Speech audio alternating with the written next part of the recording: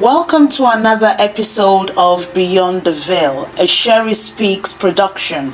In today's story, we're stepping into a moment many of us have quietly faced, which is burnout. That place where you've given so much of yourself to everyone and everything, there's simply nothing left. The voice you're about to hear speaks with vulnerability and strength. She shares a journey through emotional and physical exhaustion and what it took to begin the healing process. Remember, names aren't necessary here, just truth, just heart. Let's listen. Hello, I'm speaking from Manchester, UK. And I'd like to share a story about a season in my life when I experienced deep burnout and how I was able to find myself again. So what happened? About 2-3 years ago, I completely broke down. I broke down emotionally, mentally, and even physically. I had been working full-time, running a side hustle, and also volunteering at church, coupled with the fact that I had to care for my family. All of this happening at once. I was exhausted. I didn't realize this until my body literally stopped cooperating. Now, this happened in the middle of around 2022, right after lockdown season. Everybody expected life to return to normal, but for me, I had nothing left to give. It all came to my head one morning while I was lying in bed. I couldn't get out of bed.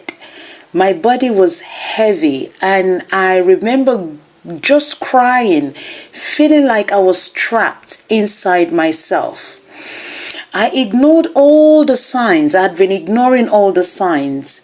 The sleepless night, the constant headaches, the snapping at everyone. I was always snapping at all my loved ones. I was always angry and I didn't know why. Now, I thought I could pray it away, which I was doing, and push it and just begin to push through as I've always done. But it actually caught up with me. It was mostly me against myself, but my children, my husband, and my close friends were affected because they didn't recognize the version of me I had become. I had become so grumpy, so angry, so exhausted. I wasn't just me. So, the honest truth is, I think it happened because I believe I had to be strong for everyone else. I didn't know how to ask for help. I felt everybody relied on me, so I didn't know how to ask for help myself. I tied my worth to my performance and my productivity, and I paid a huge price for it. Yes, I did pay a huge price for it. What did I learn from all of this? I learned that it's important to rest, that rest is holy, that being still doesn't make me weak. I also learned how to listen to my body. I learned to say no without guilt and to let people support me, whenever I needed help. Healing started the moment I stopped pretending I was okay. And like most women do, we pretend that everything is okay, even when your whole world is crumbling.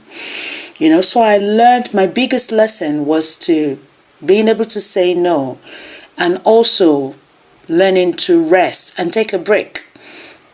Now, you may wonder, how can someone else grow from my experience? Now, if you're listening to me, if you're listening to this, you feel overwhelmed, please don't wait for a breakdown to rest. Listen to the whispers before they become a scream. You don't have to earn rest. You deserve it. You just need to take a break. Sit back and relax. And there is nothing, absolutely nothing wrong in asking for help. Strength isn't about how much you carry.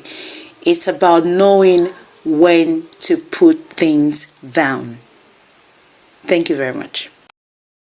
That was powerful. Burnout doesn't always come with warning signs loud enough to catch. Sometimes we only realize it when we've already broken down. But through this story, we are reminded that rest is not a luxury, it is necessity. And asking for help is not weakness, it's wisdom. To the voice behind today's story, thank you. And to you listening, I hope this reminds you to be gentle with yourself. You are not alone. Until next time, this is Beyond the Veil, where we speak the truth that heals.